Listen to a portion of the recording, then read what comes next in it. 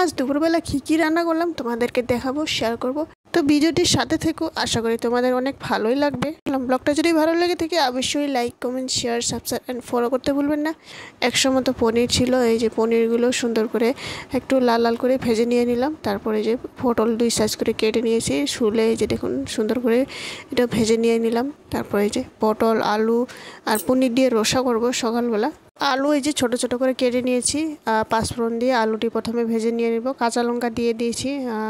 তারপরে এই যে সুন্দর করে গুঁড়ো মশলা, জিরা, লাল লঙ্কা আর ধনিয়া গুঁড়া সব মিলিয়ে তারপরে এই যে সুন্দর করে ভাজাভাজি করে আমরা এই যে পটলগুলো দিয়ে তারপরে যে একটা টমেটো কেটে দিলাম।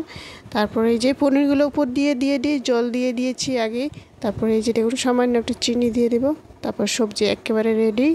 তো সকালটা যে তাড়াহুড়া করে খাওয়াটি রেডি করে দিতে হয়, তো এই যে সামান্য একটু অল্প অল্প করে মশলাটি অল্প অল্প ভাজাভাজি করে সবজিগুলো একটু একটু করে হালকা ঝোল ঝোল করে বানিয়ে দিই, কেননা সকালের খাওয়াটি একটু হালকা ফুলকা তেমনই খাওয়াই ভালো। তারপর এই যে শাক ছিল, শাক এই যে লাল শাক, ডাঁটা শাক ছিল আর এক লগে। তো এই যে সুন্দর করে বেগুন দিয়ে করলাম। তো এই যে একটু পাঁচফোড়ন দিয়ে কাঁচা লঙ্কা 3-4টা মতো দিয়েছি।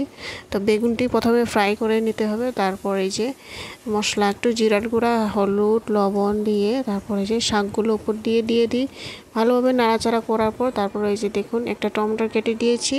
তারপর এই যে সকালের খাওয়া রেডি করে দিই, পটল আলু দিয়ে পনির দিয়ে রসা। তারপরে এই যে ডাঁটা শাক বেগুন দিয়ে করলাম। তো এই যে সকালবেলা দিয়ে দিই, খাওয়াটিও খেয়ে চলে যাবে। তারপর এই যে অনুরাধারও খাইয়ে দিই একবারে সকালবেলা। তারপর আবার এই যে দুপুরবেলা ডাল একটু ভিজে রেখেছিলাম, বুটের ডাল আর একটু চাউল দিয়ে। তারপরে হলুদ, লবণ, লাল লঙ্কার গুঁড়ো, কাঁচামরিচ সবগুলো আদা দিয়ে একটা পেস্ট বানিয়ে নিলাম সবগুলো মিক্সিতে। তারপরে এই যে কচুর মুড়াটি ছিল, কচুর মুড়াটি সুন্দর করে কেটে এই যে দেখুন ভালোভাবে শিলপাটাতে থেতলায় এই যে এইভাবে একটু নরম নরম করে নিলাম। আদা একটু ছিল, আদাটি সুন্দর করে গোল গোল সাইজে কেটে নিয়েছি।